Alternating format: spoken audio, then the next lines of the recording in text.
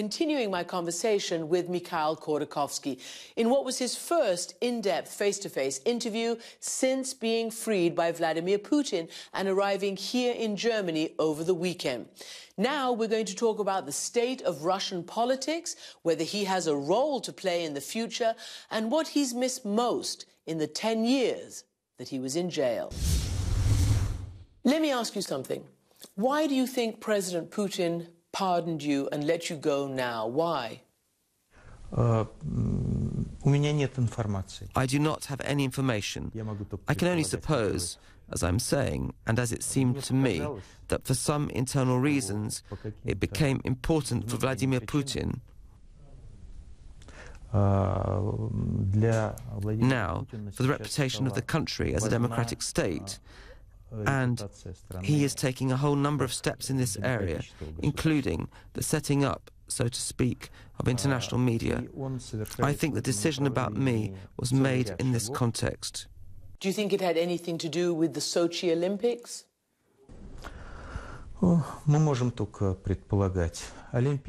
We can only suppose the Olympic Games, the G8 which Russia is going to be chairing, the general situation,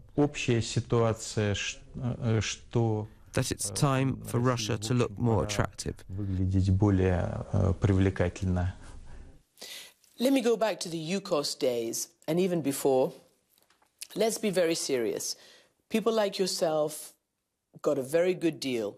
You were able to build a huge business at the same time that many Russians saw their pensions going, saw their living standards falling, fell into poverty.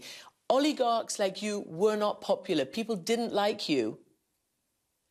They say you were a nice guy, but in general, they didn't like you guys.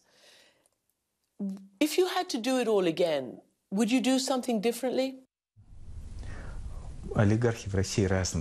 There are different oligarchs in Russia. Some people lead a very luxurious lifestyle. Other people are involved in production, and all the money is invested into the production. It depends on what you're interested in.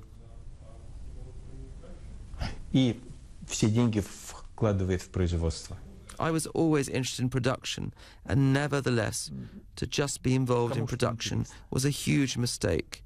I should have been involved on the level where I was with the problems of society, and clearly that is something which I blame myself for very much.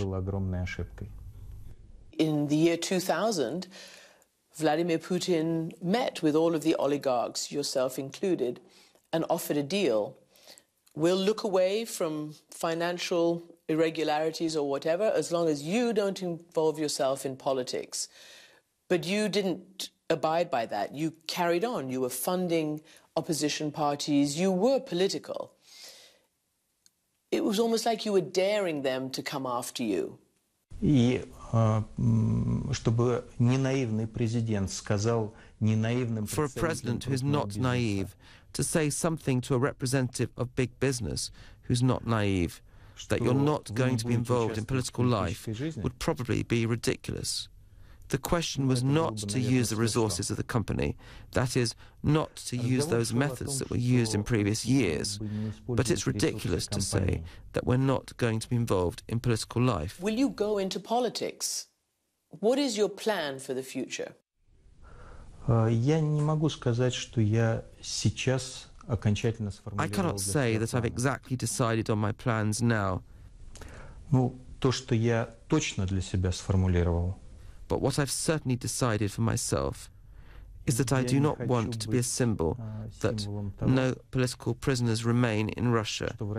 I want to become a symbol of the efforts of society that can lead to the freedom of political prisoners. Do we need to be worried that Mikhail Khodorkovsky is poor? Do you have money outside of Russia?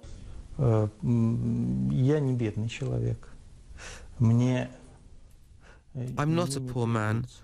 I don't need to worry about earning money, and therefore I can spend time quite fully on the problems of civil society. But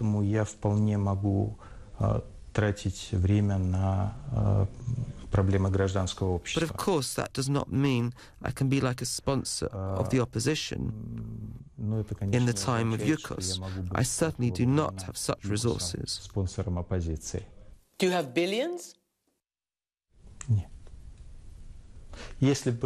No, if I had billions, then I'd pay for the lawsuit so that I had the possibility of traveling to Russia.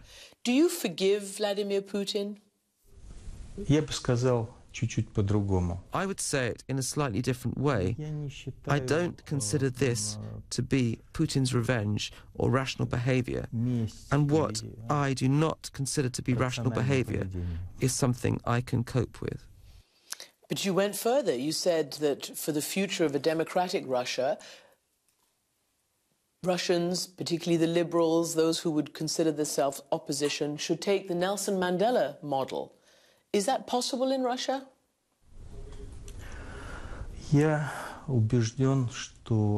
I'm convinced that if we do not want to return to a new circle of authoritarianism every time, that is exactly how we have to behave.